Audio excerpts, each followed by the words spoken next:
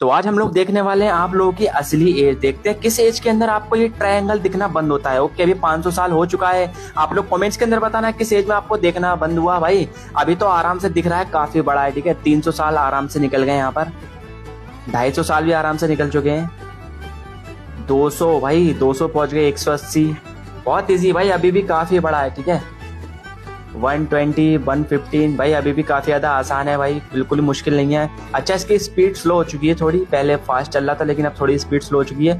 हाँ, अब थोड़ा सा मुश्किल हो रहा है क्योंकि इसका कलर भी चेंज हो रहा है, एज भी बहुत ज्यादा कम हो रही है।